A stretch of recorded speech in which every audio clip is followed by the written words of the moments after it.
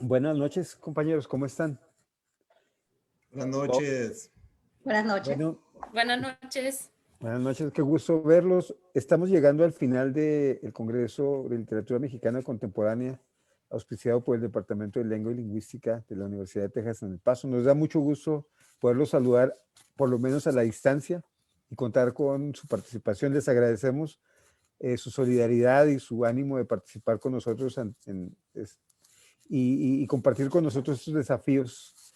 eh, Y también esperamos que el año que entra poder contar con su presencia en el campus de nuestra universidad para poder, además de compartir ideas y chismes, eh, brindar en algunos, en algunos lugares comerciales de del centro del Paso, que ustedes ya conocen y también les encargamos que divulguen por ahí, que se la pasan muy bien en este congreso, que Claro además que sí. está organizado por el alma mater del profesor Zavala y de un servidor. Muy bien, pues esta última mesa será conducida por precisamente Osvaldo Zavala tendrá la participación de Sofía Eck y Guadalupe Correa, dos buenas amigas. Y con esto concluimos este congreso número 26, eh, que ahora realizamos de manera virtual. Esperemos que no tengamos que cumplir 25 años de congresos digitales y que a partir de ahora podamos combinar este elemento virtual con el elemento presencial, ¿no? Y que podamos pues sumar este elemento a futuros congresos. Entonces, bueno, sin más, dejo en sus manos la, la mesa y nos vemos al final para despedirnos ya por este año. Muchas Suerte. gracias. Gracias a ustedes. Muchas Gracias. gracias, Willy. Muchas gracias. Pues es un enorme placer estar aquí con dos de mis más queridas y distinguidas colegas que me hicieron favor de aceptar esta invitación y de compartir ideas que además tenemos tiempo discutiendo y dialogando en diferentes espacios académicos, incluyendo este, donde, si no recuerdo mal, conocí a Sofía hace ya varios años en una de las mesas, en una de sus primeras intervenciones como joven académico. Y pues estoy muy Sí. contento también de... Hace 8 años fue. Sí, sí, Hace sí, 8 años. sí. Y estábamos discutiendo sobre narcoliteratura. Exacto. Aquí Y estamos al otra parecer vez. seguimos todavía discutiendo sobre literatura. Pero bueno, sin duda hemos avanzado y hemos publicado libros y hemos tratado de contribuir y de colaborar juntos. Me parece que también eso ha sido uno de los grandes beneficios de este congreso, que nos ha permitido encontrar espacios de colaboración, por supuesto también a veces de disenso, pero las más de las veces una enorme oportunidad para crecer juntos académica e intelectualmente. Y pues yo agradezco mucho la participación de ambas y que nos acompañen.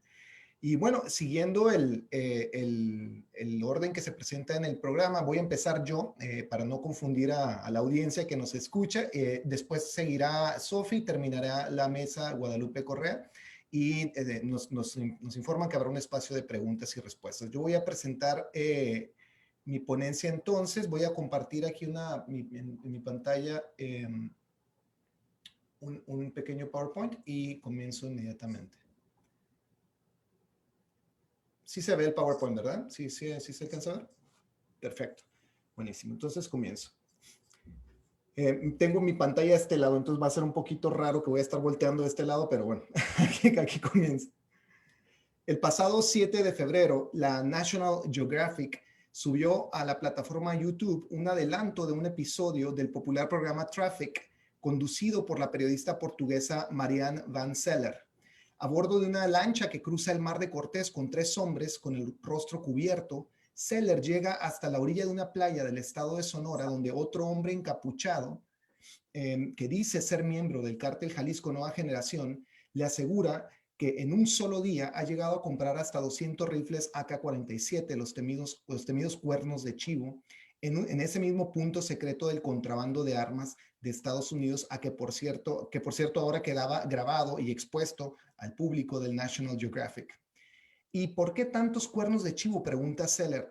El supuesto traficante responde, es que está dura la guerra. Nosotros somos gente del Mencho contra los Salazar, está peligroso. El gobierno, los soldados, andamos todos contra todos. Andamos muy fuertes nosotros, agarrando todos los mercados, todas las plazas.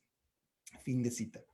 Este intercambio fue reproducido por Dolia Esteves, una experimentada periodista mexicana basada en Washington, en un artículo publicado en el sitio de noticias Sin embargo. Sin cuestionar la credibilidad del video, Esteves afirma que el encapuchado es en efecto gente del Mencho, el supuesto líder del cártel Jalisco Nueva Generación, y afirma que en México, cito, los cárteles se están armando para una guerra. Sorprende que el llamado cártel Jalisco Nueva Generación tenga que desplazarse a las playas desérticas de Sonora, según la Secretaría de la Defensa Nacional y el Buró Federal de Alcohol, Tabaco y Armas de Fuego. En realidad, el 70% de las más de 200,000 armas que anualmente ingresan a México se adquieren legalmente en las 22,689 armerías localizadas en los estados fronterizos de Estados Unidos y que dejan una ganancia anual de $127 millones. Y bueno, no hablaré más de las armas, que tengo aquí una experta en armas, a Sofía, es que entonces le concedo a ella la mayor autoridad en estos temas. Pero los compradores, como sabemos, en su mayoría estadounidenses, participan en el contrabando hormiga, cruzando la frontera por los puntos de cruce más normalizados, con una y hasta 6 armas a la vez máximo en un pequeño goteo del llamado Río de Hierro. Aunque la realidad no concuerde con lo reportado, el timing del National Geographic no podía ser más oportuno. El 1 de marzo, la cadena de televisión estadounidense NBC publicó un extenso reportaje en el que la DEA asegura que Nemesio Oseguera Cervantes, alias El Mencho, es ahora, cito, el señor de la droga más sangriento de México y, de hecho, el nuevo Chapo. Entrevistado, el jefe de división de la DEA en Los Ángeles dijo que el cártel Jalisco Nueva Generación es su prioridad número 1. Tampoco importó, como en el caso anterior, que justo al día siguiente la propia DEA diera a conocer el más reciente reporte anual del panorama del narcotráfico en México, afirmando que en Los Ángeles en realidad está en manos del cártel de Sinaloa, aunque su jefe máximo se encuentre purgando una sentencia carcelaria de por vida y haya sido de hecho reemplazado por el Mencho, como tan contradictoriamente se nos insiste. Toda esta discusión quedó rápidamente olvidada con la siguiente noticia sobre el narco mexicano. El periódico español El País publicó un video en el que aparecen varios hombres armados y vestidos con uniformes militares e identificados con las siglas del supuesto cártel Jalisco Nueva Generación. Iban en un camión cubierto con placas de metal que, según el reportero Jacobo García, fue arrebatado al cártel de los Viagras con sede en Michoacán. La única fuente de información citada por el reportero era un portal de noticias llamado Reporte Ciudadano basado en Jalisco. Pero la noche de ese mismo día, estoy hablando del 4 de marzo, el periodista Alejandro Páez Varela, conductor del popular programa Los Periodistas, ya repetía la misma información sin ningún intento de verificación de su fuente. Notemos ciertas dinámicas de estos flujos de información. Medios acreditados extranjeros, National Geographic, El País, NBC, que entrevistan a supuestos traficantes, que citan sin cuestionar a fuentes oficiales o que comentan material audiovisual de inverificable procedencia, validan la narrativa de que el país se encuentra al borde de una nueva narcoguerra. Reporteros y medios influyentes en México reproducen después la misma información y sin mayor esfuerzo de constatación colaboran en la integración de la consabida explicación hegemónica que presenta a México como un país tomado por cárteles. La constante espectacularización de la violencia en medios nacionales y extranjeros, además de su redituable inercia en el vertiginoso ciclo de consumo de información, responde a la hegemonía narrativa de la guerra contra el narco que se fue radicalizando gradualmente a partir de la militarización antidrogas iniciada por el presidente Felipe Calderón, como sabemos, en 2006. Ese discurso tuvo un primer punto de articulación el 8 de abril de 1986, cuando el presidente Reagan designó el narcotráfico como la nueva amenaza a la seguridad nacional de Estados Unidos. En la siguiente década, el discurso securitario avanzó conforme Estados Unidos militarizaba su frontera, al grado de incorporar las prácticas empleadas en conflictos de baja intensidad en Centroamérica, como indicó en los 90s el sociólogo Timothy Dunn. Entendemos así que la guerra contra las drogas no es solo una política de gobierno del régimen prohibicionista, sino una estructura binacional, pero asimétrica, en la que Estados Unidos ha impuesto la dirección de un violento proceso de militarización guiado por más de 3 décadas de su agenda de seguridad nacional mediante una profunda y continuada colaboración entre los gobiernos de México y Estados Unidos. En marzo del 96, una década después de que el presidente Reagan declarara al narco como amenaza de seguridad nacional, los gobiernos de Ernesto Zedillo y Bill Clinton establecieron el Grupo de Contacto de Alto Nivel para el Control de la Droga. Su función, en mi opinión, más que el intercambio de inteligencia, consistía en hacer articular la racionalidad securitaria concebida al final de la Guerra Fría.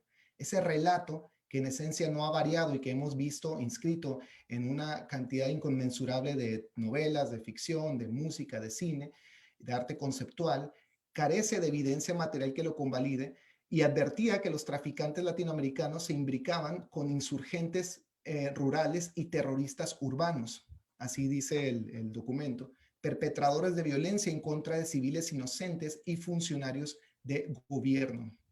La aprobación de la Ley de Seguridad Nacional en 2005 afianzó la misma agenda con una legislación que, según Raúl Benítez Manaut, renombrado especialista en seguridad, tenía la virtud de establecer las prioridades de la seguridad nacional en México. Cito, grupos armados, delincuencia organizada, terrorismo, transición y reforma del Estado, movimientos sociales, entorno internacional y seguridad pública. Es decir, todo entra, ¿no?, en la agenda de la seguridad nacional. Por el contrario, propongo comprender que el problema central de la Ley de Seguridad Nacional en México y en realidad de la plataforma en general de esta discursividad radica en que se convirtió en una forma epistémica no para señalar las amenazas reales a la seguridad nacional, sino para asegurar políticamente la plena integración de la racionalidad securitaria entre México y Estados Unidos por medio del mito de la narcoviolencia. Nuestro entendimiento de la seguridad nacional es un eco derivativo de una agenda que el Estado mexicano no concibió, que no ha logrado contener y que constantemente se vierte contra los intereses más básicos de la sociedad mexicana y sus instituciones democráticas. El contexto histórico de este discurso pasa a un segundo plano con la diseminación de la violencia problemáticamente atribuida a la guerra contra el narco. Investigadores en las ciencias sociales y las humanidades tienden a reducir la experiencia de la violencia a los límites de la narrativa hegemónica en torno a la seguridad nacional, construida en parte mediante la legitimación de la explicación oficial con la cobertura doméstica e internacional de la política antidrogas, como hemos visto. Los estudios sobre el tráfico de drogas y su correspondiente narcocultura, que han abundado en las últimas décadas, permanecen condicionados por los límites epistémicos impuestos desde la agenda estatal. Se hacen circular imágenes, una pedacería visual y discursiva organizada para repetir la misma historia de narcos y cárteles, pero no información verificable, datos, hechos. El mito de la narcoviolencia en el siglo XXI comienza legitimado por el periodismo más dominante. En la esfera pública global, ese lugar lo detentan medios como el New York Times y el Washington Post. En las primeras 2 décadas, este fenómeno en las primeras 2 décadas del siglo XXI, quise decir, este fenómeno se ha estandarizado. Una nota del Post, firmada por la reportera Mary Beth Sheridan, por ejemplo, se las arregla para concentrar la narrativa oficial desde el mismo encabezado. Cito, grupos criminales están erosionando la autoridad del gobierno de México y controlando más territorio. Fin de cita. Su interpretación plantea el escenario de un Estado rebasado por más de 200 grupos del crimen organizado, cito, infiltrando comunidades, fuerzas policiales y alcaldías, con intereses diversificados hacia la extorsión, la trata, el secuestro, el mercado transnacional de frutas como el limón y el aguacate y hasta la extracción de minerales. Junto a los medios hegemónicos se inscribe todo un hábitus securitario que con frecuencia premia las narrativas hegemónicas, como por ejemplo en el prestigiado caso del premio George Polk, concedido al colectivo de 60 periodistas de 25 medios internacionales denominado The Cartel Project, la beca de la Nieman Foundation de Harvard, el premio Gabo en Colombia, el Premio Nacional de Periodismo en México y la promoción y circulación de tantos libros sobre la narcoviolencia en México publicados por los principales sellos editoriales transnacionales como Penguin Random House, Planeta y HarperCollins. Quisiera detenerme brevemente en la investigación académica porque ha contribuido en mi opinión, a la circulación del mito de la narcoviolencia.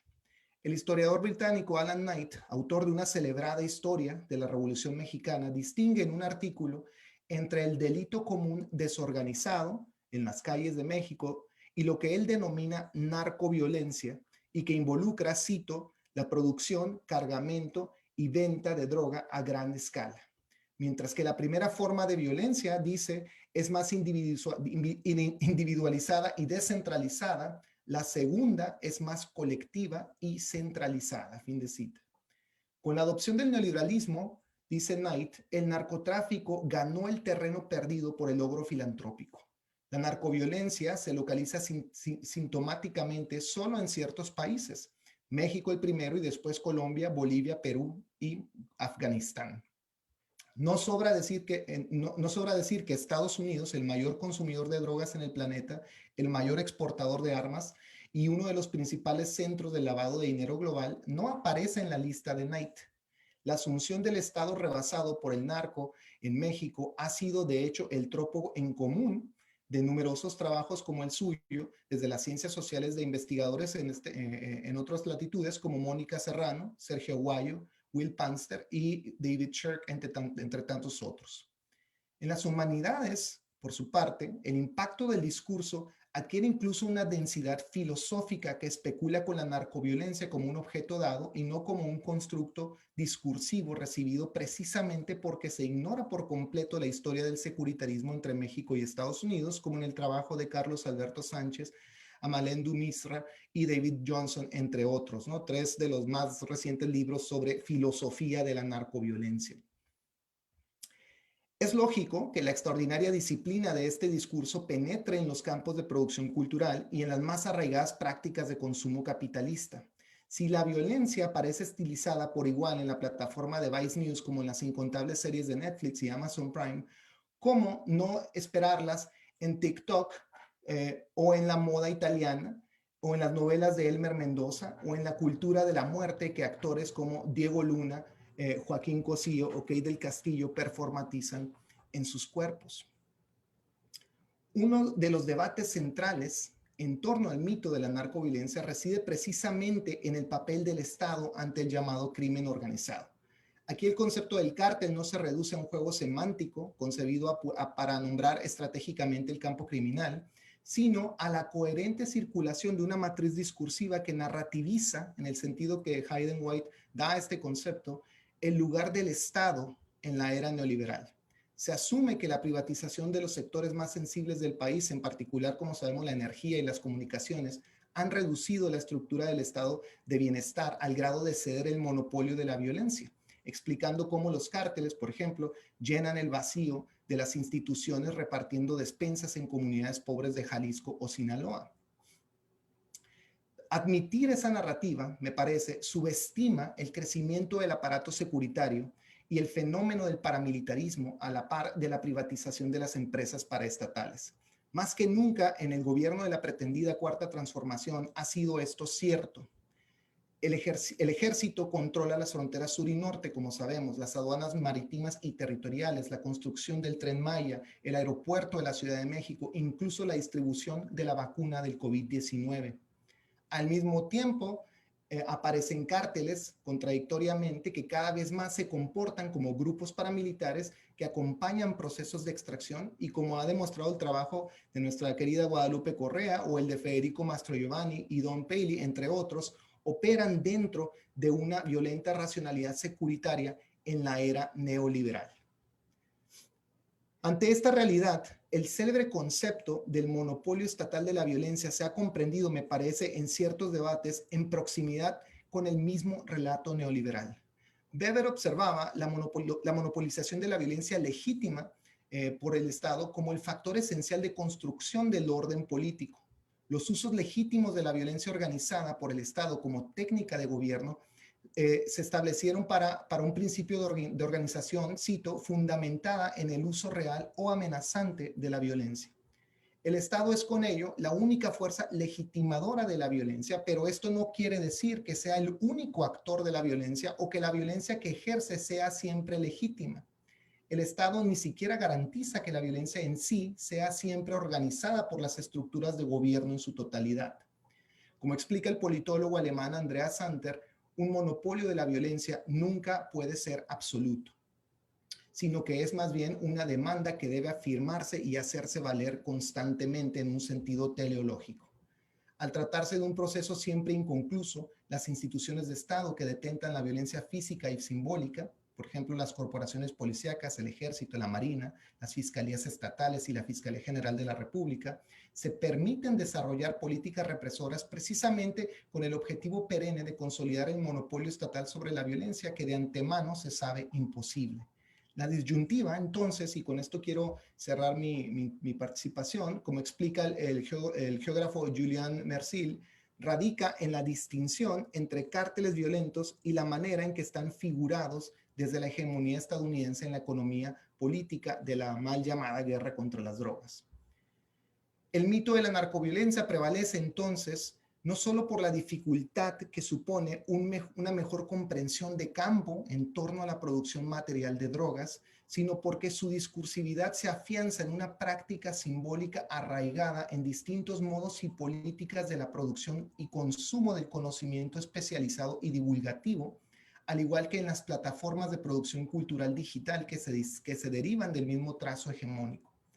Reside a un nivel puramente discursivo y virtual, y es por eso que poco o nada, en mi opinión, se logra entrevistando traficantes o anotando las genealogías de capos y sus pedestres intrigas de juzgado gringo que ocupan el trabajo de ciertos periodistas y académicos y que no hace sino profundizar las estrategias punitivas que criminalizan la pobreza y que convierten a México en el sitio de una guerra securocrática, como la ha denominado el activista Jeff Halper, y el lugar del complejo militar industrial fronterizo que describe el periodista Todd Miller. Al constatar la dimensión mítica de la narcoviolencia, como he intentado hacer hoy, se nos revela el artificio de una potente máquina de narrar que describe una realidad sin referentes, el desencuentro entre el cuerpo significado de un traficante en alguna novela de ficción y el verdadero signo de la estructura de poder que lo nombra. Gracias. Y voy a dejar de compartirla. Sí, dejé de compartir, ¿verdad? Así, me parece que sí, perfecto. Entonces, ahora vamos a ceder la palabra a Sophie Esk, que nos va a presentar la ponencia El reino animal del narco, zoológico, soberanía y fantasía. Sophie, adelante. Sí, muchas gracias, Osvaldo. Muchas gracias también por la invitación a Osvaldo y a los organizadores en El Paso. Me da mucho gusto compartir esa mesa con Osvaldo y con Guadalupe, que también nos conocimos en tiempos pre-pandémicos, en la vida real, no virtual. Entonces, me alegra que podamos cerrar el Congreso con esa mesa. ¿Ven mi pantalla? Sí. Okay, dame un segundo. Okay. En el Museo de Cervantes no hay animales vivos, pero entre la colección se encuentra un tigre y un león disecados y 2 colmillos de elefante. En este museo no público de La Sedena, que pude visitar y fotografiar con un permiso especial del Ejército en 2015, hay una sección denominada Narcocultura, donde se exhiben artefactos confiscados de casas de supuestos narcotraficantes, armas, animales y ropa. En esta sección también hay una puerta que lleva a ningún lugar. Es una puerta de madera detalladamente trabajada que retrata a un hombre con sombrero y AK-47 frente a un plantío de marihuana. La puerta está montada sobre la pared y al abrirla descubre un mural que retrata una casa que parece una hacienda moderna. En el patio interior se pueden apreciar una fuente italiana, 2 pavos reales, una piscina y un hombre que lleva un caballo hacia los establos. Así es que en un museo cuyo problemático curador es el Ejército Mexicano, aparece un retrato de una narcomansión, un retrato que al parecer quedaría incompleto si no tuviera animales. El museo, en su extraña composición de objetos reales y tangibles, y narrativas e imágenes inmateriales, produce, capta y exhibe la naturaleza doble de un elemento central de los mitos del narcotráfico, el zoológico privado del narcotraficante. Esos zoológicos son tanto una realidad como una fantasía.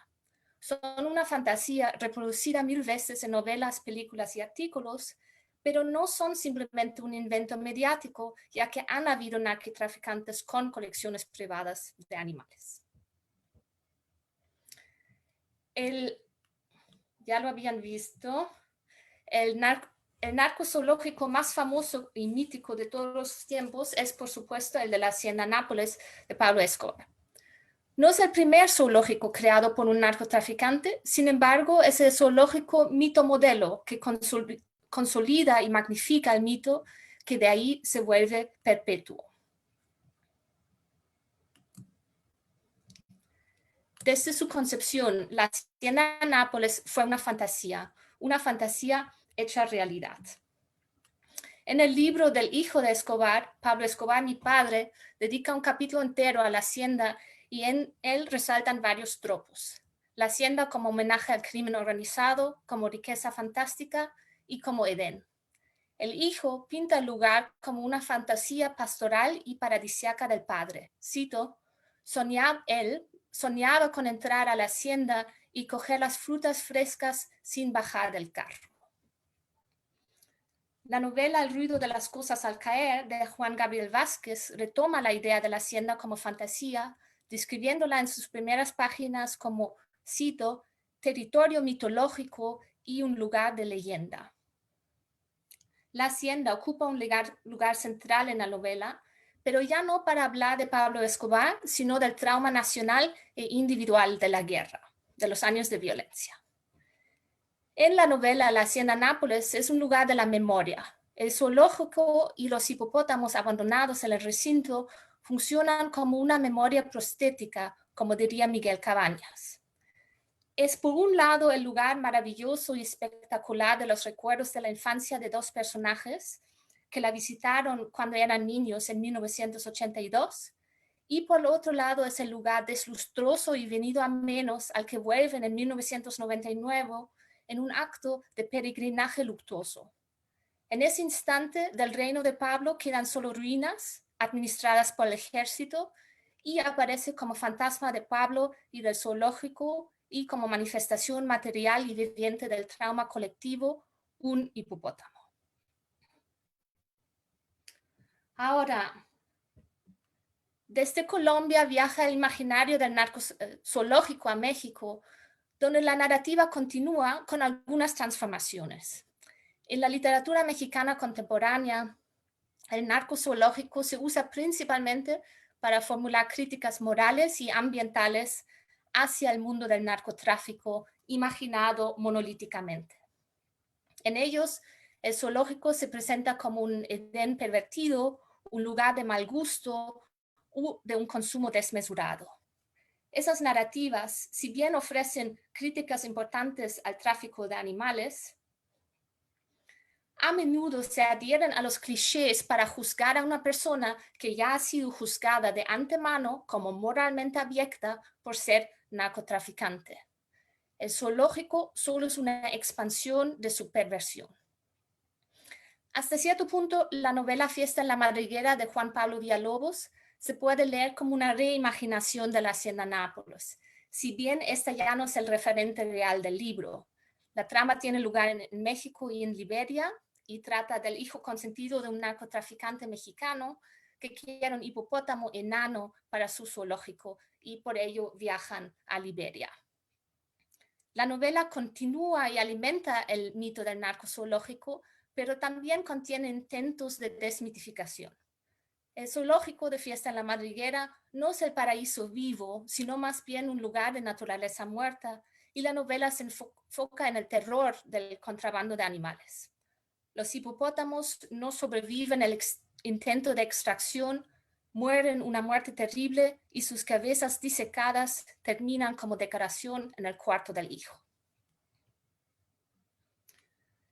El cuento largo La Santa Muerte de Homero Arichis es el ejemplo más sobresaliente de la tendencia de representar el narcozoológico como un Edén pervertido. Aridgis es un escritor reconocido por su activismo ambientalista y el cuento, que trata de la visita de un periodista a una fiesta de narcos en un rancho llamado el Edén, es una denuncia obvia en contra del tráfico de animales.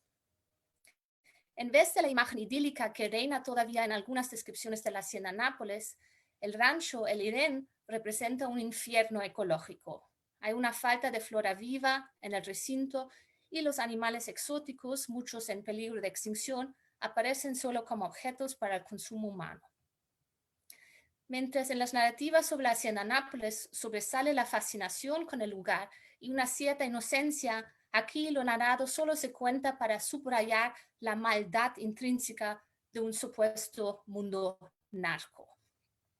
Abundan los animales con connotaciones negativas, como las serpientes, los alacranes y los murciélagos. Este zoológico es un cuadro oscuro atravesado por la maldad del narco. El cuento no omite ni un estereotipo del narco imaginario mexicano. Sacrificios a la Santa Muerte, cultos precolombinos, prostitutas, armas, reinas de belleza, policías y políticos corruptos, corridos, lujos, excentricidades, botas de piel y animales. El cuento termina con una moraleja simple y una moralidad cuestionable. Un traficante de animales recibe su justa pena al ser condenado a muerte por el periodista, que además no siente remordimiento alguno. El cuento aquí repite otro tropo común de las narconarrativas, que siempre se puede matar al traficante, en este caso de animales, con impunidad. Esa actitud común en discursos oficiales revela el especismo que opera dentro de la guerra contra el narco. Un elemento central del especismo es, como apunta mi colega Kerry Wolf, la aceptabilidad ética de la ejecución no criminal sistemática de animales solo con base en su especie, es decir, el poder matar animales con impunidad.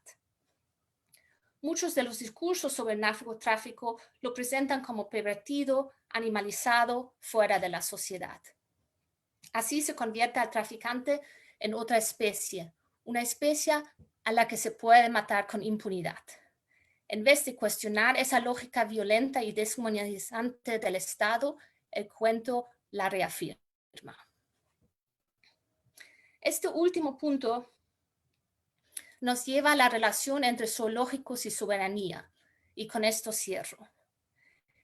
Era una práctica común de la aristocracia europea tener animales dentro o cerca de sus palacios como símbolos e íconos vivos de la violencia y su monopolio sobre ella. Se ha interpretado el narcozoológico como un desafío a la soberanía del Estado nacional, pero más bien en la guerra contra el narco, los gobiernos suelen ser los que señalan una y otra vez que ellos son los que tienen el poder sobre la muerte y el poder del narco resulta ser frágil. Sus zoológicos terminan como mausoleos en ruinas, vestigios de un poder y una riqueza efímeras, y el narcotraficante termina siendo el animal cazado y exhibido como el trofeo del ejército. Muchas gracias. Muy bien, excelente, Sofi. Muchísimas gracias por tu presentación. Vamos a pasar entonces con la última ponencia de la noche, Guadalupe Correa, que nos presenta securitización de la migración en las Américas y las guerras de quinta generación. ¿Estás lista, Lupita? Creo que no te escuchamos. Creo que tienes apagado tu micrófono.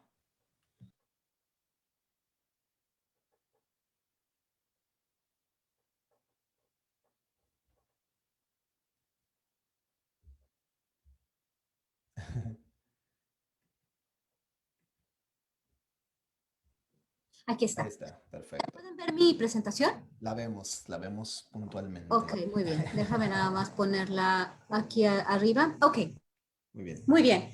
Esta presentación tiene que ver con una investigación que está en proceso para entender mejor estas llamadas guerras de quinta generación, que van más allá de, pues, de la guerra de guerrillas, del paramilitarismo, de las guerras. Estas guerras son guerras más bien de información. son híbridas, van más allá de las guerras híbridas, porque sí son híbridas, pero van más allá de lo que son los ejércitos convencionales y lo que son las armas. Tiene que ver con desinformación, las revoluciones de color, la manipulación de los movimientos sociales, la guerra cibernética, y bueno, la utilización de narrativas, de medios de comunicación para poder lograr objetivos específicos. Muchas veces en una cuestión que es que va más allá de las fronteras y a veces dentro de las fronteras mismas, ¿no? Bueno, en este sentido quiero enfocarme un poco con el tema de la migración, que al final pues va a abonar a la securitización y va a abonar al incremento del complejo militar fronterizo industrial en los Estados Unidos y en las Américas en particular.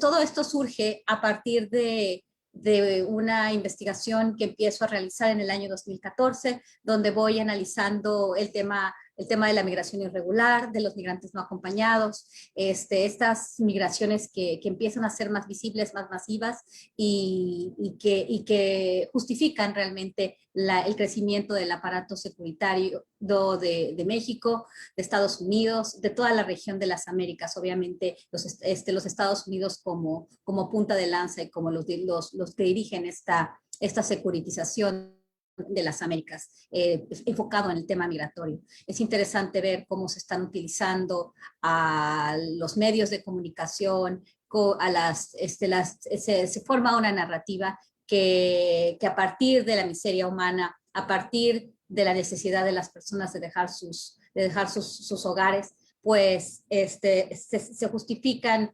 ciertas políticas, ¿no? Que al final van a abonar a la ganancia de unos cuantos, ¿no? Del complejo fronterizo militar industrial.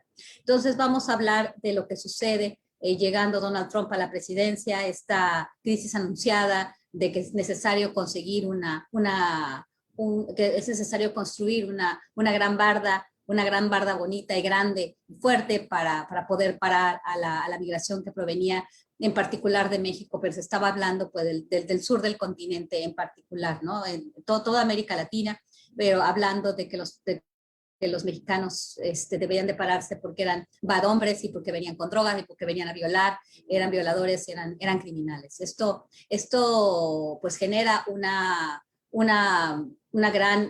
gran apoyo y era la base de apoyo que estaba por primera vez vinculado al tema migratorio.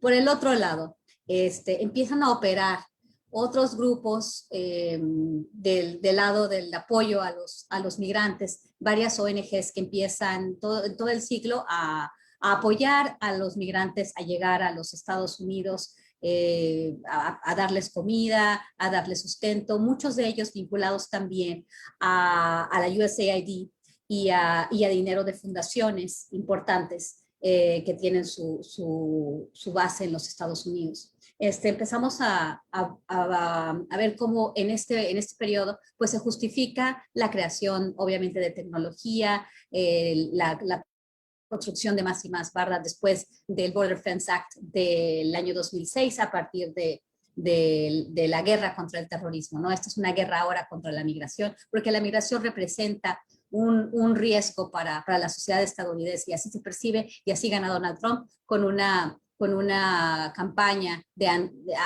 anti-migrante, pero seguimos viendo que más y más gente se va porque además de todo, por un lado, se genera esta percepción de que los estadounidenses no quieren y que van a cerrar la frontera, pero por el otro lado también sus agencias y bueno, algunas organizaciones filantrópicas muy importantes empiezan por el otro lado a generar un empuje o empiezan a hacer factores de empuje de la migración. Por un lado, se juega por los dos lados, es bien interesante concebir esto. Y llegan el año del 2018, exactamente en las elecciones intermedias, los Estados Unidos, llega una gran caravana migrante. Las caravanas ya habían empezado en años anteriores, pero como una cuestión simbólica, pero también esta cuestión simbólica va de la mano con estas migraciones más visibles, ¿no? Por un lado, los que apoyan las migraciones y por el otro lado, las que los quieren pues detener. Pero así se divide la sociedad. Pero mientras más dividida está la sociedad,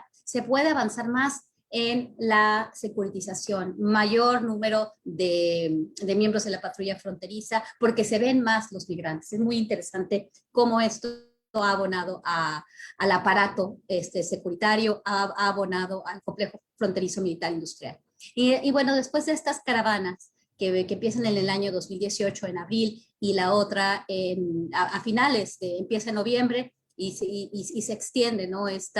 La cobertura de las caravanas, varios medios de comunicación, obviamente cubren esto de manera, pues para supuestamente apoyar a la migración, pero por el otro lado se está generando, dada la cobertura, las imágenes, ahorita les voy a enseñar unas imágenes, es bien importante cómo no solamente, cómo la narrativa, cómo los argumentos, el lenguaje, lo que se da en los libros tiene que ver también con un concepto visual que hace que estas dos fuerzas, ¿no?, choquen, pero al final logren lo mismo, que es que se construya más y más tecnología e infraestructura para supuestamente detener a la migración, que no se detiene, al contrario, se va alentando. Entonces llegan las caravanas, llega la caravana, los principales medios de comunicación, el Washington Post, el New York Times y todos los demás medios también, Al Jazeera, AJ Plus, The New Yorker, todos los medios de izquierda en los Estados Unidos empiezan a cubrir esto para atacar obviamente a Donald Trump. Y se genera como esta percepción por parte de los migrantes de que van a poder llegar a los Estados Unidos. Cuando ellos llegan, en la segunda caravana en el año 2018 a la frontera, se genera una especie de lo que es una revolución de color de alguna forma.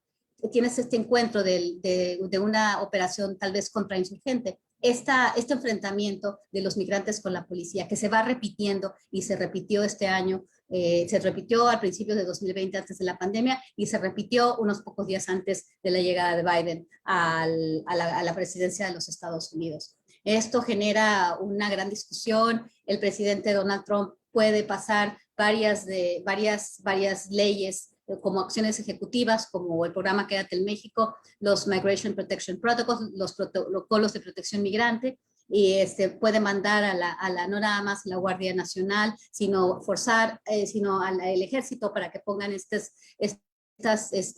alambre de púas por toda la reja fronteriza. Y bueno, obviamente hace que México pueda mande a la Guardia Nacional. Se genera esta percepción, por un lado, de que los migrantes hay una crisis humanitaria en la frontera, humanitaria, unos lo entienden como que esta gente está huyendo de la violencia, huyendo de la pobreza, y por el otro lado, otros que la otra parte de la sociedad americana muy, muy, muy asustada de que vienen los migrantes.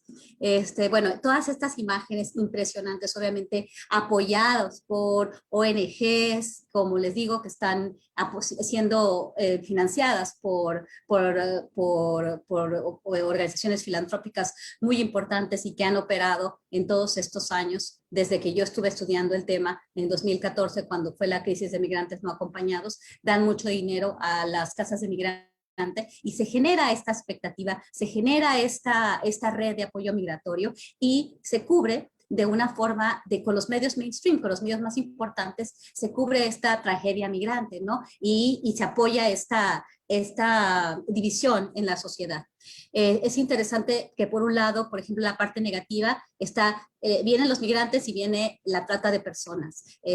Con las caravanas vienen los coyotes y vienen los tratantes de personas. Por el otro lado, tenemos también que las pandillas, se empieza también un discurso de que las pandillas están relacionadas con la migración. Es una cuestión de pobreza, pero en los Estados Unidos se tiene esta percepción. Y por el otro lado están los medios buenos, supuestamente las ONGs que tienen bastante financiamiento, que están en los medios, que están cubiertas, que se empiezan a escribir varios libros de estos grupos y toda esta percepción de que los que buscan asilo, ¿no? De repente hay una gran grupo de gente buscando asilo que por un lado importante generan todavía más miedo de la parte antimigrante. Entonces, desde todos estos grupos, de forma interesante, están financiados de la parte de los Estados Unidos. Operan en México, pero están financiados en los Estados Unidos. Es bien interesante cómo las redes, y esto también es parte de esta guerra de quinta generación, cuando uno estudia las redes, estudia el financiamiento y estudia las relaciones entre estos grupos, pues todo nos lleva a Estados Unidos y a políticos estadounidenses. En cierto sentido, es bien difícil poder ver cómo están financiados, porque muchos de ellos reciben dinero de plataformas, en plataformas electrónicas como Venmo o GoFundMe, pero de cualquier forma hay maneras de a veces de triangular la información, de entender cómo se financian por estas organizaciones filantrópicas como la Open Society Foundations. La Open Society Foundations ha financiado muchas de estas organizaciones y más adelante podremos, y estoy tratando de publicar un paper con las redes, ¿no? Y para probar cómo funciona esto. Toda esta idea de la ideología de género, del movimiento el movimiento LGBT, movimiento para el apoyo de los derechos de los transexuales, que son cosas muy buenas, pero también todo está muy bien planeado, muy bien organizado. Es interesantísimo ver cómo todos estos grupos operan de manera sincrónica. Por el otro lado, y eso tiene que ver con el Congreso, la parte de los libros, la parte de la narrativa, la parte de la literatura, todas esas personas también vinculadas a organizaciones filantrópicas que han recibido dinero, como grupos que son muy reconocidos dentro del grupo, en todo el espectro, el lado de los grupos progresistas, como el diario El Faro, por ejemplo, de El Salvador, también la plataforma de Animal Político. Entonces, y tenemos varias otras personas como Douglas Oviedo o Carlos Martínez del Faro, o Alberto Pradilla, y muchos otros que están bien vinculados a esta misma red, ¿no? Por el lado de la parte de izquierda, de la parte progresista, y por el otro lado, alimentando la parte de derecha, en contra de la parte de izquierda. Pero al final, ¿quién gana? Y es bien interesante ver cómo las ONGs, acabo de estar en Tijuana, y sacamos estas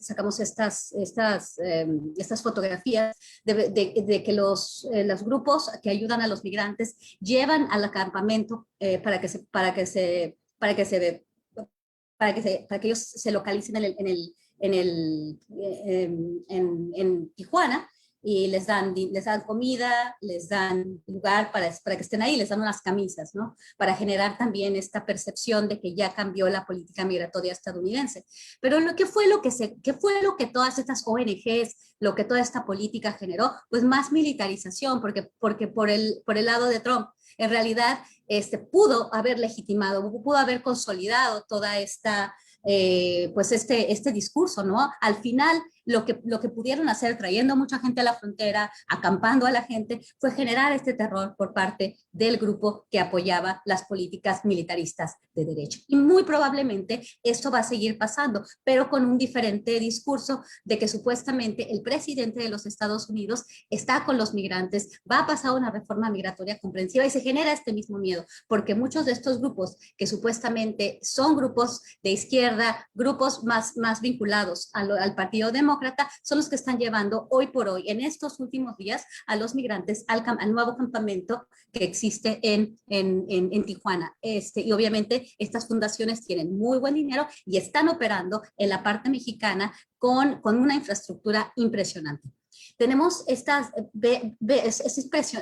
muy interesante cómo estos últimos 4 años se vincularon las caravanas a toda esta militarización, todo este gasto, y es una guerra que al final, eso parece realmente como una guerra, ¿no? Estamos apoyando al ejército, igual como decía Osvaldo, pero utilizando a la gente y visibilizándola. En realidad, el tema de las caravanas migrantes como fenómenos orgánicos, hay una parte orgánica, pero una parte que parece no ser orgánica, porque por las redes de apoyo a la migración. Entonces, bueno, esta es una investigación preliminar de alguna forma, pero que muestra cómo con los recursos de grupos políticos y de grupos económicos muy poderosos se puede lograr exactamente lo mismo, ¿no? Dividir y vencer. Divides a la sociedad estadounidense y al final, ¿quién gana? Pues obviamente el complejo fronterizo militar industrial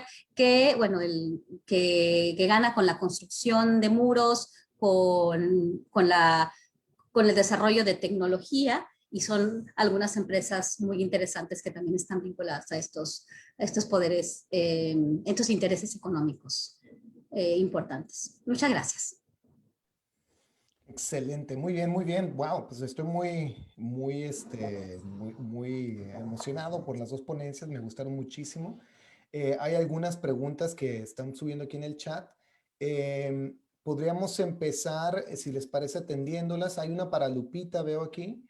Dice, ¿piensas que el nuevo gobierno de México se ha preocupado verdaderamente por las caravanas de inmigrantes? Supongo el gobierno de López Obrador, supongo, ¿no? Lo que está Bueno, el viendo. gobierno de López Obrador se ha interesado en detener la migración, o sea, por dos cuestiones, ¿no? Por estar, pues, bien, pues, porque realmente es una problemática también la que vive el gobierno mexicano. Es una cuestión humanitaria, obviamente, pero es que llegan y llegan y llegan gracias a las ONGs, gracias, obviamente, a su necesidad y a su pobreza, pero no, el gobierno de México se ha preocupado en detener esta migración, por un lado, presionado por Estados Unidos y por otro lado porque no está en el interés de los gobiernos mexicanos dar atención a la migración. No se tiene la capacidad ni se tiene el interés, porque bueno, son extranjeros que vienen con muchísimas necesidades y bueno, la presión de los Estados Unidos es como jugar por lados. Las ONGs presionan también al gobierno mexicano que no está haciendo las cosas que debe hacer por la migración y por el otro lado está la presión por parte del gobierno estadounidense para que pare la migración. Y es interesante ver cómo los financiadores parecen ser los mismos y los intereses políticos en los Estados Unidos parecen operar en la misma dirección. Entonces, lo que tiene México se encuentra en una jaula geopolítica porque tiene pues esta presión de los dos lados y realmente la presión que más importa es la presión del gobierno federal de los Estados Unidos, como en la parte de la administración de Donald Trump. Si llega una caravana hoy por hoy, con Biden, con esta política supuestamente de puertas abiertas, de atención a la migración, pues México va a seguir parando a la migración porque Estados Unidos sigue manteniendo cerrada su frontera. La frontera no se ha abierto ni se va a abrir. Eso es una verdad. A los estadounidenses les conviene tener migración irregular.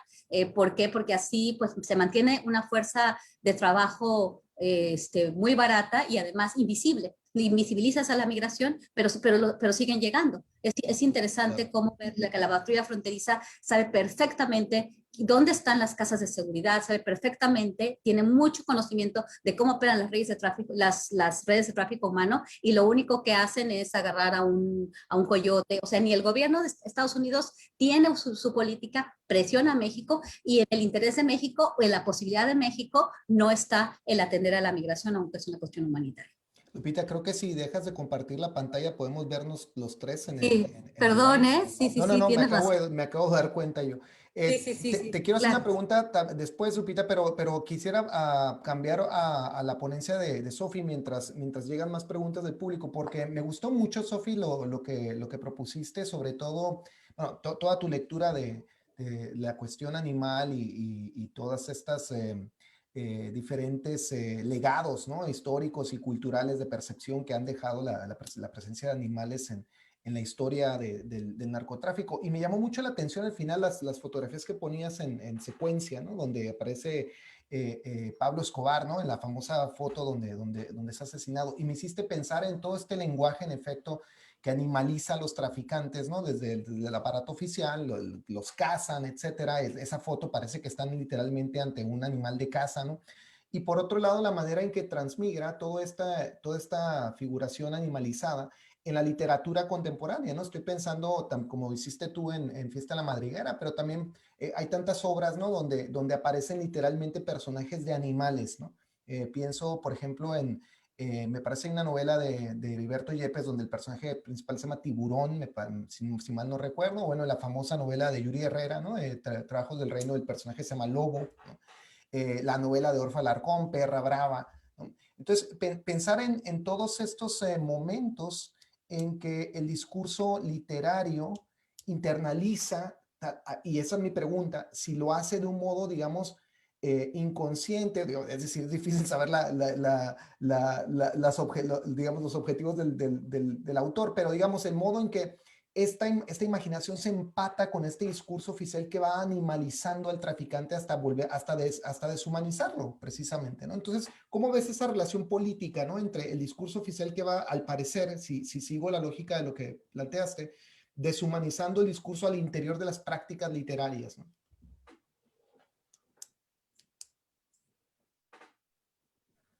Ya, muchas gracias por la pregunta, Osvaldo. Sí, obviamente diría yo que depende de la novela, ¿no? La respuesta que se encuentra al respecto. Creo que definitivamente se tiene que notar que hay una presencia de un animal en la literatura latinoamericana contemporánea muy fuerte y es una presencia que tiene que ver con las dimensiones políticas y muchas veces, ¿no? Es creo que Fermín Rodríguez quien dijo que tiene que ver con la precarización de la vida, ¿no? Y que usamos el animal para hablar de ello, ¿no? Y sí, siempre es la pregunta si la literatura repite la analización o si la cuestiona. Creo que quité un poco mi crítica del cuento de la Santa Muerte, porque soy muy crítica al respecto de ese texto, porque me parece como muy cliché. Yeah. Se usa Santa Muerte y narco como sazón, y muy, muy problemático, la verdad, esa representación. Pero ya dije, bueno, en 10 minutos no me voy a enfocar en la crítica, sino me voy a enfocar más bien en mis argumentos, pero siento que es uno de los textos menos logrados y de una calidad literaria inferior también. Digo, el libro es publicado por Alfaguara y Conaculta, ¿no? Pero no compara con las otras novelas. Yo creo que El ruido de las cosas al caer, a mi juicio, es la novela que hace la representación más interesante a la hora de enfocarse en el hipopótamo, ¿no? Y por eso terminé también con esas fotografías al final, porque pues varias personas, ya la sociedad civil colombiana notó esa terrible semejanza entre el libro, entre la fotografía de claro. Los soldados tomándose foto con Pablo Escobar abalazado y el hipopótamo, ¿no? Y hubo, no sé, me imagino que muchos de ustedes saben que en 2009 hubo protestas en Colombia de la sociedad civil en torno a la caza de los hipopótamos de Pablo Escobar, porque se han convertido en un problema tanto ambiental como político, porque es una especie invasiva, claro. Y ahorita viven como entre 45 a 80 hipopótamos en Colombia. Entonces, en 2009 sale esa foto y de inmediato muchos artistas, periodistas se dan cuenta, uy, eso se parece bastante, ¿no? Entonces, tampoco soy yo la primera que hace esa asociación. Claro, hay varios artículos académicos que hacen eso, pero sí lo que yo puse ahorita para esa presentación, comparando un poco el caso de Colombia y de México, el de Beltrán Leiva, que también aparece en ese momento y tenemos algo parecido, ¿no? En ese sentido de exhibición de un trofeo de algo muy sangriento, ¿no? Entonces, pero el ruido de las cosas al caer, siento que sí problematiza esa pregunta de la animalización, porque a través del animal y una reflexión sobre la inocencia, que es muy fuerte en el libro, y intenta de alguna manera humanizar a todos y a través del diría yo, también Fiesta en la Madriguera, tanto de hipopótamos vivos como muertos, se habla de la vulnerabilidad del ser, ¿no? Ser animal o ser humano, ¿no? Entonces, yo creo que por ahí se encuentran ciertas soluciones. Con Fiesta en la Madriguera, creo que Osvaldo me has escuchado presentar antes sobre esa novela, pero como lo que yo veo que obviamente está el problema de la animalización y luego tenemos que discutir si es esa animalización se repite o se cuestiona, ¿no? Si Exacto. pone el dedo sobre eso o no. Y creo que Fiesta en la madriguera es un intento interesante, pero a veces se pierde un poco en como los símbolos postmodernos y usa demasiado, entonces se Sí. confunde un poco el mensaje, ¿no? Pero creo que la reflexión sobre Pablo Escobar es muy poderosa. Y creo que también nos hace repensar la literatura mexicana y cómo aborda ese tema. Y me llamó mucho la atención porque finalmente mucho del discurso oficial que se ha utilizado en torno al narcotráfico tiende a repetir estas estrategias de representación deshumanizantes que son propias del discurso fascista, ¿no? Y me hiciste pensar sobre todo, por ejemplo, en el trabajo de Bruce Bagley, ¿no? Este politólogo de Florida, que acuñó esta teoría de la cucaracha, ¿no? Esta idea de que el narcotraficante es como una cucaracha y que había que literalmente exterminarlo. Y esa tesis de la cucaracha fue por mucho tiempo, por años, considerada teoría política seria, ¿no? Es decir, circulaba en la literatura de gente que estudiaba esto de las ciencias sociales, hasta que Bruce Bagley terminó en prisión acusado de lavado de dinero, pero lo traigo a colación porque literalmente es lo que se utiliza en la serie Narcos de Netflix. Aparece tal cual la tesis en el primer capítulo, mientras se nos muestran imágenes de campesinos asesinados como si fueran, pues sí, como si fueran insectos. Entonces es estremecedor, sin duda, como el grado de complejidad que hay en todo el discurso animalesco, que tiene razón, dependiendo de obra en obra, ¿no? Puede haber un grado de crítica y tal vez en otros no. Veo, si me permiten contestar una pregunta a mí que me hacen acá, sobre también la cuarta transformación del discurso sobre el narco. Bueno, yo diría dos cosas muy brevemente sobre esto.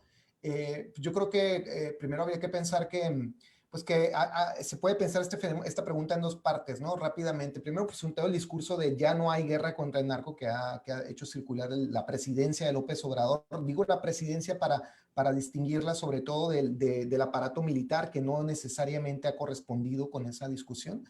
Y por otro lado, y que toca muy bien con lo que ha dicho Lupita, me parece que los espacios de guerra se han ido desplazando hacia el problema migrante y el problema del robo de combustible, ¿no? Y en ambas cosas se juegan conceptos de soberanía y de autosuficiencia estatal, ¿no? Que me parece que es bien interesante. Y aquí es donde entra este extremadamente delicado juego entre derecha e izquierda que señalaba Lupita, que es muy importante entender, ¿no? Es decir, no, aquí estas guerras operan como significantes vacíos que pueden jugar en ambos espectros de lo político, ¿no? Entonces, entender estas redes de significación, si rápidamente queremos significarlas en un espectro u otro de lo político, pues vamos a caer en una trampa, ¿no? O sea, lo que tenemos que hacer es una distancia, como hace Lupita, que me parece que es muy, muy importante y muy inteligente, para observar más bien cómo se van construyendo estos relatos y cómo abonan a frentes que en la esfera política deberían estar en contienda, pero que se beneficien simultáneamente del mismo evento. Y que creo que es lo que ha ocurrido sobre todo con la cuestión migrante. El periodista Todd Miller, y es una pregunta que y con esto hago paso a una pregunta que yo le quería hacer a Lupita. El periodista Todd Miller me parece que hace como unas 2 semanas publicó un reportaje bien interesante sobre el financiamiento de campañas de Biden y de Trump por parte de las 13 compañías que ofrecen servicios de seguridad y de vigilancia securitaria en la frontera más importantes. Y lo que sorprende de ese reportaje es que las 13 compañías más importantes financiaron en mayor grado la campaña de Biden y no la de Trump. Y apostaron, creo que el gasto que se hizo es 3 veces mayor, ¿no? Las contribuciones de campaña de estas empresas a la campaña de Biden que no a la de Trump, porque Biden, como sabemos, es el que ha hecho circular toda la idea de la necesidad de un muro virtual. Entonces, lo que dice Lupita aquí es extraordinariamente importante, ¿no?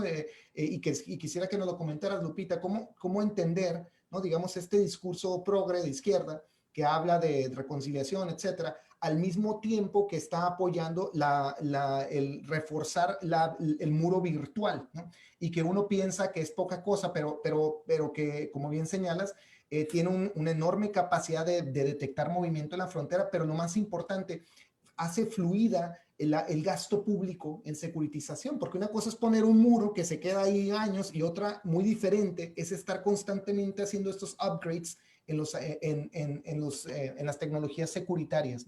Y mi segunda pregunta, Lupita, si me permites, es ¿qué hacer con el caso, por ejemplo, de periodistas como Óscar Martínez, ¿no?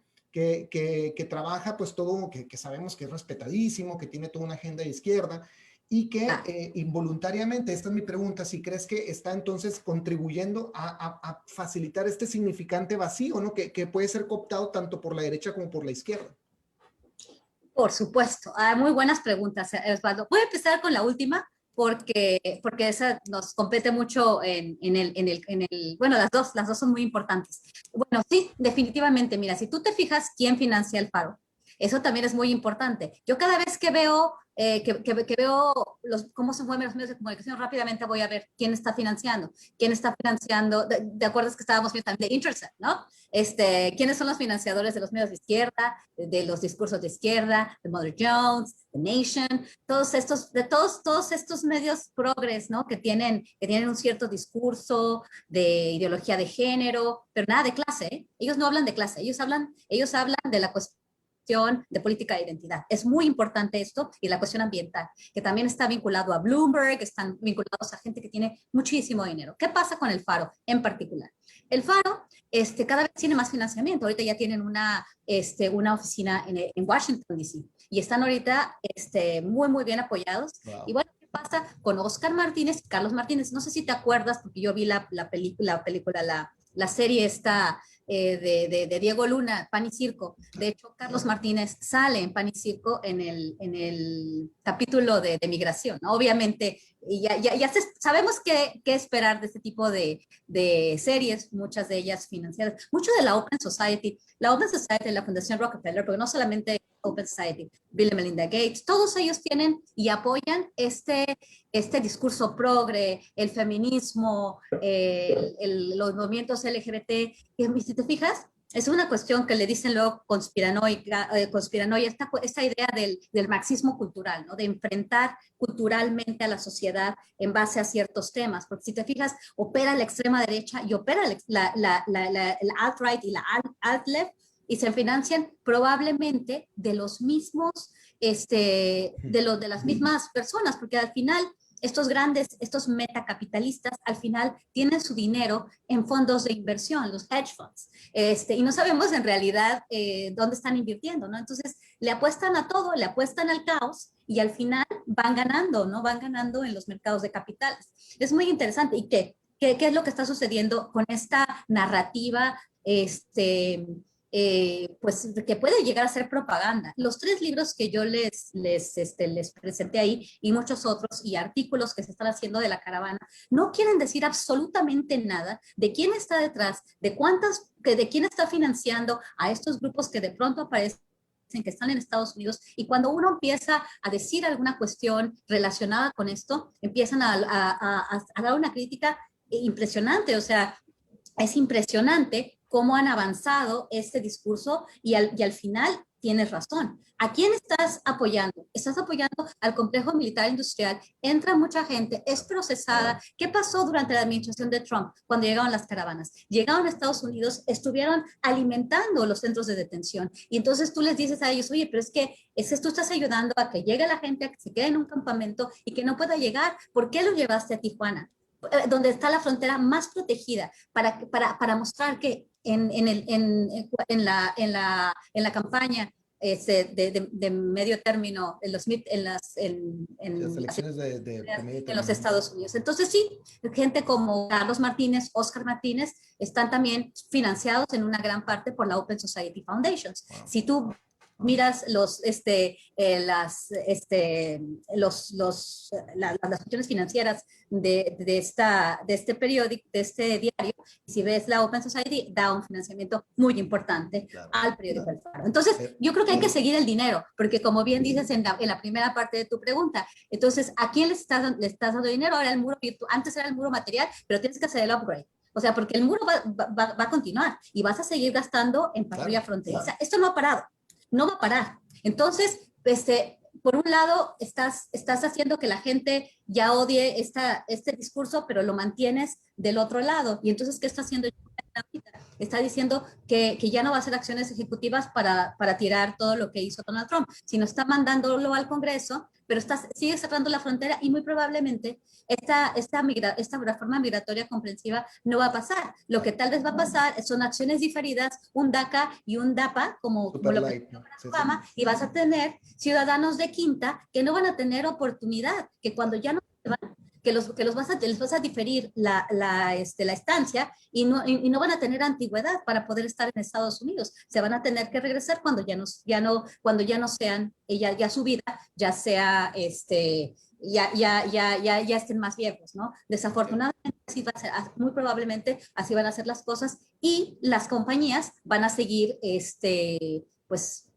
extendiendo Claro. su negocio, ¿no? Muy bien. Un dato que siempre me gusta pensar con el reportaje de Todd Miller es que entre 2008 y 2020 las empresas de seguridad en la frontera ganaron contratos por hasta $55,000 millones, que es un dato que se dice rápido, pero que equivale a más de 3 veces de lo que generó el Chapo Guzmán en toda su carrera delictiva, según se le pudo comprobar en el juicio. Entonces, ese dato siempre me parece espeluznante, ¿no? Nada más entre 2008 y 2020 se gastó 4 veces la fortuna del Chapo, ¿no? En materia de seguridad en la frontera. Bueno, hay una pregunta para Sophie, aquí en el chat de Andrew Holtzman, a quien saludamos, un colega amigo. Dice, también se examina el uso de los animales en las crónicas de la conquista, si se utiliza el uso, si tu trabajo examina el uso de los animales en crónicas de la conquista, y que él considera que la representación de soberanía que tú analizas se remonta a las crónicas precisamente, como en la cuestión de Bernal Díaz del Castillo. Entonces esa es la pregunta, Sofía, para ti. Hola, Andrew, un gusto saludarte también de tiempos prepandémicos y conferencias en persona. Es lo que presenté, forma parte de un proyecto de libro que tiene que ver con literatura contemporánea. En el libro analizo la relación entre animales y guerra en literatura latinoamericana y literatura africana, y hago como un trabajo comparado. Entonces, en ese caso no analizo crónicas, que obviamente sería un trabajo interesante, pero me enfoco más en cómo aparece el animal en lo contemporáneo, pero obviamente siempre está muy presente la dimensión colonial, ¿no? Entonces, pienso en varios, como discuto varios puntos en mi investigación. Por un lado, los hipopótamos como un ejemplo como tardío, de alguna manera, del intercambio colombino, ¿no? Como ese intercambio de bacterias, de animales, de plantas que inicia en 1492 y cambia los ecosistemas del mundo, ¿no? Y como no solo los literatos, los estudiosos de literatura estamos analizando el caso de los hipopótamos, sino ya hay varios investigaciones también de las ciencias en biología, en ecología, sobre el impacto de esos hipopótamos en Colombia, por ejemplo, ¿no? Entonces, como un dato curioso, también como una presencia africana en un contexto latinoamericano. Entonces, ¿qué significa eso? Y lo que se me hace interesante, especialmente con Fiesta en la Madriguera, es que el punto es de que para consumir, como consumo de ese mundo globalizado para las élites latinoamericanas del narco, ya no es suficiente ir a Miami, sino tienen que ir a África, ¿no? Como con un gesto colonial muy obvio, con sombrero de safari y todo eso, para poder mostrar su poder adquisitivo de alguna manera, repitiendo el gesto europeo colonial, ¿no? Entonces eso se me hace muy interesante, y obviamente tengo un capítulo entero sobre paquidérmicos, ¿no? Como hipopótamos, rinocerontes y elefantes, que sé que es un término que ya no se usa en la biología, pero bueno, igual yo lo uso para organizar mi capítulo, y obviamente hago también una reflexión sobre ese primer rinoceronte que llegó a Europa y que causó gran sensación, y Albrecht Dürer hizo una pintura más fantástica que real de ese animal, ¿no? Entonces, y luego ese significado también para el imperio portugués, ¿no? Que el tener ese tipo de animales de lo que llamamos megafauna carismática siempre se ha usado para mostrar el poder sobre el territorio, su gente y sus animales. Muy bien. Me pregunta aquí Marco Islas la diferencia entre narcocultura y narrativa con respecto al narcotráfico. Bueno, yo creo que la historia, o digamos, el espacio que nombra narcocultura o las diferentes manifestaciones que nombra el concepto de narcocultura, pues son muy amplias y que desde luego no pueden, digamos, totalizarse desde una perspectiva u otra. Pero sí creo que hay una dimensión política de cómo se han construido los diferentes objetos que se asocian con la expresión de la llamada narcocultura. Yo pondría, por ejemplo, el caso de los corridos, ¿no? Es decir, creo que la historia del corrido vinculado al tráfico tiene diferentes iteraciones y es muy discontinua en sí. Y creo que por momentos, desde los estudios culturales, se ha hecho como un arco histórico que tiende a tratar de homogeneizar, digamos, la evolución de estas expresiones como producto, digamos, de colectivos que espontáneamente articulan su propia visión comunitaria del tráfico de drogas, por ejemplo, o como las historias, digamos, locales que rescataban los corridos de la revolución o incluso más atrás. Yo creo que en este punto es donde mi trabajo trata de contribuir. Yo trato de observar cómo el narcotráfico, en realidad, en parte, el discurso oficial en torno al narcotráfico media en ciertos momentos de la producción de corridos y cómo ha ido transformando las prácticas de composición de las canciones y de diseminación, incluso de la performatividad de los corridos por parte de las bandas. Yo pondría rápidamente un ejemplo concreto, por ejemplo, entre la manera en que se escribían corridos en los años 70 y 80 con personajes más bien residuales que me parece que respondían al momento de salida del milagro mexicano, ¿no? Donde el traficante acompañaba, digamos, junto a la fichera o al ladrón a los sujetos que iban quedándose rezagados del milagro mexicano. Pero en los años 90 el corrido sobre narcotraficantes ya está respondiendo, o mucho del corrido sobre narcotraficantes por lo menos está respondiendo directamente a la lógica securitaria, ¿no? Donde el traficante aparece ya empoderado en el centro de lo social y además, digamos, rebasando incluso las estructuras de Estado. Yo creo que esa economía de símbolos no proviene, como se ha dicho en cierto trabajo, digamos, de la experiencia misma de los compositores que observan el creciente poder de los cárteles, sino más bien la forma en que el discurso oficial ha permeado en las prácticas de composición, y esto se puede más o menos constatar, digamos, ese es un argumento que yo hago en el trabajo de ciertos compositores. Estoy pensando, por ejemplo, en Teodoro Bello, que compuso Jefe de Jefes, el corrido, y que él mismo habla de cómo a partir de su consumo de noticias, a partir de estar, digamos, de un modo bastante superficial, enterándose de qué es lo que ocurre en torno al narcotráfico, empieza a construir esta idea del jefe de jefes. Entonces, me parece que hay una cuestión ahí importante de la dimensión política del tráfico de drogas que no se puede explicar, digamos, desde las prácticas más convencionales de los estudios culturales. Por lo menos esa ha sido mi contribución. Bueno, hay más preguntas acá. A ver, déjenme ver en el chat. Acá estoy viendo, no sé cuánto tiempo nos queda, pero supongo que podremos por lo menos entretener 10 más, perfecto, 10 minutos más. Muy bien, nos escribe la amiga Zeta Jean, que bueno, que en realidad es una amiga mía que se llama Zaida Godoy, que estoy aquí descubriéndola, ex alumna del doctorado, pero ahora profesora en Fashion Institute Technology. Y nos pregunta, ¿cómo puede la pandemia haber afectado tanto las narrativas del narcotráfico como de las migraciones? Bueno, yo creo que esa es una pregunta que puede Lupita comenzar a responder, mejor que yo, ciertamente. Sí, bueno, yo creo que la pandemia ha ayudado a reforzar estas narrativas de una manera muy importante. En el tema de la cuestión migratoria, pues bueno, ahora los migrantes no solamente migran por hambre, por violencia, sino también ya son migrantes o refugiados climáticos, y además la cuestión de la pandemia pues ha hecho a gente más desesperada para irse a los Estados Unidos. Entonces, por un lado, pues obviamente los estadounidenses conservadores tienen todavía mucho más miedo y entonces están todavía apoyando mucho más las políticas anti-inmigrantes. Se genera este encuentro, y por el lado de los más relacionados supuestamente al discurso demócrata de puertas abiertas, supuesto, porque todavía han entrado algunos para dar esta visión, ¿no? También por el otro lado, imagínate, van a llegar y ya lo dijo el gobernador de Texas, llegan para infectar, llegan con COVID. Entonces se sigue generando esta pugna impresionante entre republicanos y demócratas.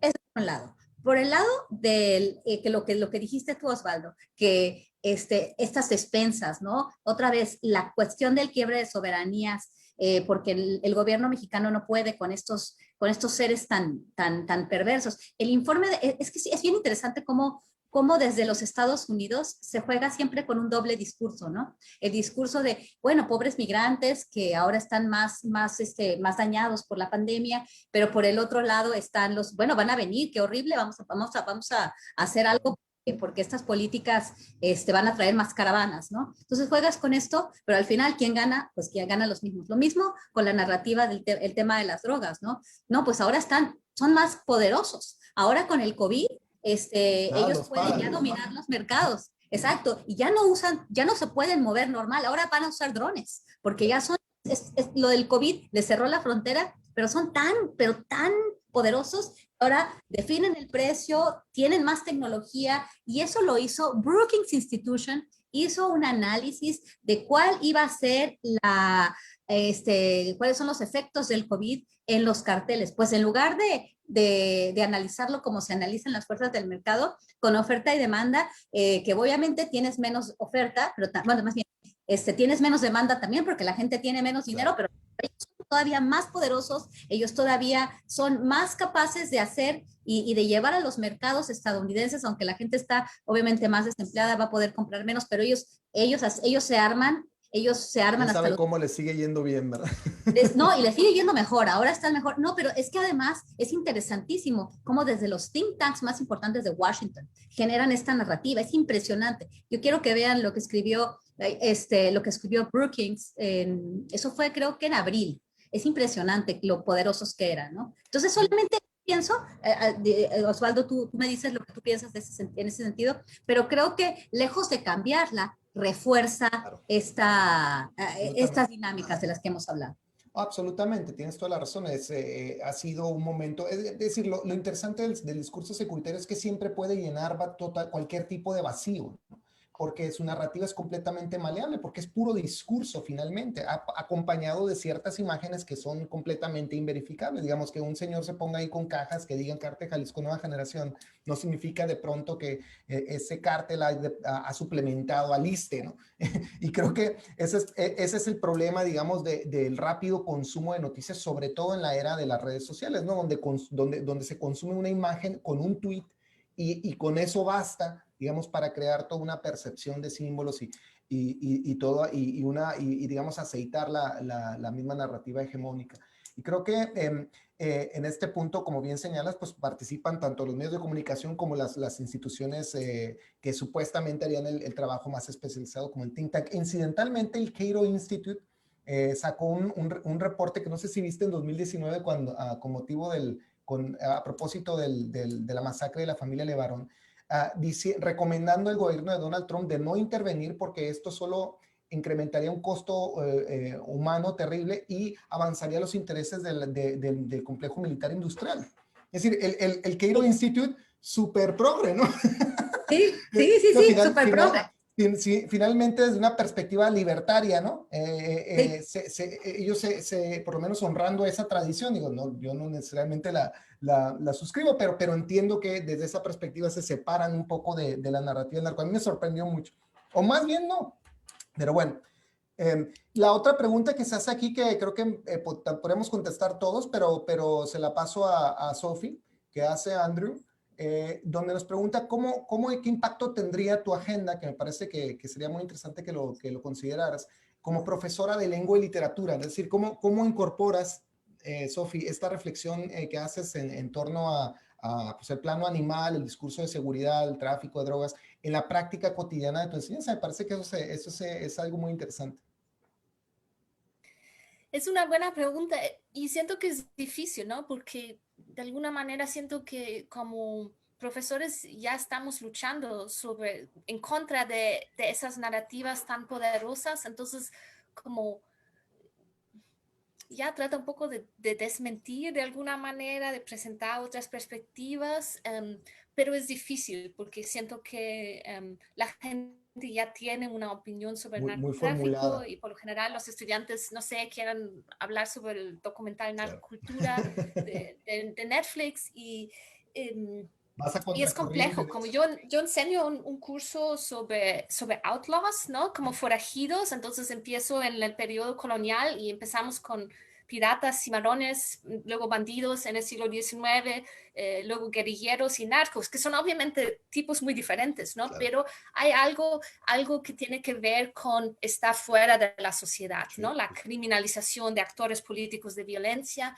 y así como intento de alguna manera preparar a los estudiantes de ver más críticamente esas claro. narrativas, porque la de piratas también es una narrativa muy poderosa y existen también numerosas historias, si eran horriblemente violentos o admirables, ¿no? Y por Claro. lo general les presento, primero leemos crónica, ¿no? De los bucaneros de América y luego leemos a Carmen Bullosa y se quedan así de, profesora, usted destruyó a mi imagen de piratas, ¿no? Y es interesante como conforme vamos avanzando en el semestre empiezan a leer más críticamente, ver más críticamente. A mí, yo me acuerdo, lo enseñé, de hecho, en la primavera, tuvimos una muy buena discusión sobre Miss Bala, que me gustó mucho, como que ya sentí como los estudiantes, aunque estaban así de, vamos a hacer un watch party y Netflix y eso, como que Miss Bala es una representación bastante compleja que sí pudieron captar, además que obviamente habíamos hablado mucho también de violencia sexual antes, ¿no? Y Carmen Bullosa, piratas, etcétera. Entonces, pero es un trabajo, ¿no? Pero para eso enseñamos y para eso está la educación superior, ¿no? Para justo cuestionar por ahí, pero toma tiempo, creo yo. Muy bien, pues podríamos cerrar con la misma pregunta para Lupita. ¿Cómo incorporas toda esta crítica que estás haciendo, Lupita, que, bueno, que no está exenta de polémica, que empuja, digamos, muchas zonas que incomodan, ¿no? Tanto en los saberes académicos como en la esfera en general pública, ¿no? Y donde no es sencillo. Yo sé que tú has sido muy valiente al respecto, ¿no? En poner sobre la mesa estas discusiones, donde no es sencillo generalmente tener incluso interlocutores que digamos, legitimen lo que se está diciendo, ¿no? Incluso. Entonces, me parece importante que nos digas un poco cómo ha sido tu experiencia pedagógica en torno a tu agenda en la universidad. Sí, ha sido una experiencia un poco difícil en el sentido de que yo creo que cuando uno trata de salirse de los moldes, ¿no? Creo que en muchos sentidos lo que estaba yo hablando de estas nuevas guerras, de las guerras de quinta generación, revoluciones de color, de lo que se trata es de dividir. Tú estás aquí y si no estás, yo te voy a atacar, yo te voy a cancelar. No solo, mira, la cancelación, la cultura de cancelación es una cuestión que utilizan los de derecha para acusar de que la izquierda, con narrativas también que en su grupo son de alguna forma impenetrables, ¿no? Si tú no estás aquí, bueno. Sí, te escuchamos perfectamente. Se me hace que se congeló Lupita un poquito. No sé si soy solo yo. No, sí se congeló, ¿verdad? Ahí está, creo que ya volviste. Te No sé perdimos qué muy pasó. poquito. Te perdimos como unos segundos nada más, Lupita, pero aquí te escuchamos. Qué bueno. No. O sea, lo que te quiero decir es que tratar de, como decías tú, tratar de tratarte de hacer un poco, de alejarte y tratar de entender lo que está sucediendo, realmente sí me costó mucho trabajo. ¿Me están escuchando? Sí, te oímos Sí. perfectamente. Me ha costado muchísimo trabajo, sí he recibido críticas muy fuertes, pero lo entiendo, porque entiendo cómo estamos divididos por esta lógica que realmente me da la impresión de que está alimentada precisamente para esto, para que nos olvidemos de los temas importantes, que es un tema de clase, que es un tema de pobreza, de falta de desarrollo, de desigualdad. De eso no se habla. La igualdad solamente es la cuestión identitaria, pero no la igualdad de clases, no la igualdad que nos va a permitir avanzar a las mujeres pobres, avanzar sus derechos, que a los grupos LGBT también. O sea, realmente es un tema de desarrollo, de desigualdad, de muchos, en muchos otros sentidos. Entonces sí ha sido muy complicado, cuando no dices lo que tienes que decir, la cuestión de lo políticamente correcto, también, y el apoyo de muchos de estos filántropos, de estas fundaciones, lo que estoy hablando, la Fundación Open Society, la Fundación Bill y Melinda Gates, la Rockefeller Foundation, el Ford Foundation, estos están apoyando todo este discurso progresista, porque por un lado hay una cuestión en Twitter, una imagen en Twitter muy interesante, ¿no? Que ponen un avión de guerra que está aventando Claro. armas, ¿no? Balas, y con la bandera progre, ¿no? Con la bandera LGBT, Sí, sí. como El si eso te arcoíris. hiciera mejor. Exacto, como si eso les diera a ellos esta superioridad moral para poder aventar sus bombas Claro. y Como ya está invadir ocurriendo. nación. Como ya está ocurriendo, tienes el gabinete más diverso con minorías, indígenas, gente de color, porque así La ahora nos dicen a todos vicepresidenta. somos medio cafés. Y por el otro lado ya estás bombardeando Siria y estás contribuyendo a todo este complejo militar industrial. Claro. Pues muy bien, ¿no? Pues les agradezco mucho, compañeras, sus excelentes intervenciones. Fue verdaderamente un placer y extraordinario poder compartir con ustedes este intercambio, estas ponencias. Agradezco a la Universidad de Texas en El Paso la oportunidad de permitirnos encontrarnos aquí una vez más y hago votos para que sea pronto en persona en el siguiente congreso y podamos celebrar como se debe, ¿no? Con un buen tequilita ahí en el TAP. Y con Willy contándonos historias de la frontera. En el Ahora, bar, en el bar, ¿cómo se llama? En El el TAP. Kentucky, ¿no? Bueno, en el Kentucky, en Juárez, en El Paso, el TAP, que es aquí. Bueno, Ok. el Willy nos podría llevar a una... no, pero en delante solamente contaré historias de la frontera, a menos de que sea financiado por la Ford Foundation.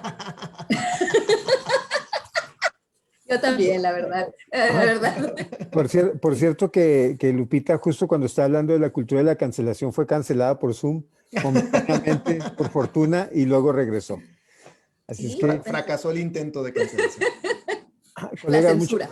muchas gracias por sus pertinentes reflexiones sobre las narrativas mediáticas del México securitario. Qué mejor mesa que esta para culminar nuestro 26º Congreso de Literatura Mexicana Contemporánea, y esperamos que el primero y último de pandemia. De pandemia, por supuesto. No me queda más que despedir la transmisión y agradecerles a nombre del Departamento de Lenguas y Lingüística de la Universidad de Texas en El Paso, y en particular a nombre de nuestros directores, el profesor Fernando García y el profesor Luis Arturo Ramos, fundadores, y de la profesora Sara Potter, nuestra colega y querida amiga, que también es directora de la revista y de este congreso. Y hacer un reconocimiento muy especial a nuestro amigo Bernardo Jáuregui, coordinador general del Congreso y editor en jefe de la revista, y a nuestro querido amigo y estudiante de la maestría de creación literaria, que es nuestro TA y que ha sido el que ha salvado este Congreso, Yoshimar Maceda. Tuvimos un problema, se nos cayó el sistema. Como somos un Congreso de Literatura Mexicana Contemporánea, tal vez tarde o temprano nos tenía que suceder esto. Se cayó el sistema en la universidad, pero afortunadamente gracias a Bernardo y a él pudimos salvar el Congreso casi prácticamente de un minuto a otro. Entonces, estas mesas de discusión van a estar disponibles en YouTube en breve. No pudimos transmitir por YouTube debido a esos problemas tecnológicos, pero sí lo hicimos a través de Facebook. Bueno, pues vayámonos a brindar a donde podamos, o en caso de Osvaldo, pues yo creo que ya la meme. Sí, bueno, y Lupita también, creo que estás acá en Washington, ¿no, Lupita? ¿Dónde estás? No, todavía no. Ahora estoy en Mexicali. Hoy en Mexicali. Lupita Washington, el 3. Lupita siempre ha tenido el don de la ubicuidad. Sí. Siempre bueno, está en un lugar o en otro. Exacto. Y Sofi, que alegremente tiene electricidad, ¿no? Porque me imagino que te quedaste sin electricidad bastante tiempo. Horrible. Y agua, qué horror. Agua caliente, sí, no, estoy en Houston y post tormenta y sí pasamos, afortunadamente en nuestro caso no perdimos luz o no por mucho tiempo, pero perdimos agua y apenas esta semana ya volvemos más o menos a la realidad. Entonces, pues sí, nosotros aquí todavía en una El casa Paso, un poco caótica, pero agua y agua caliente es una maravilla. nosotros aquí en El Ay, Paso sí. perdimos el internet, pero afortunadamente la electricidad no, porque como estamos a la orilla de Texas, estamos conectados a Nuevo México Ya. y no tuvimos grandes problemas por ese lado. Qué suerte. Muy bien, Eso es- pues Osvaldo, muchas gracias. Eres un Gracias. orgullo para nuestra universidad.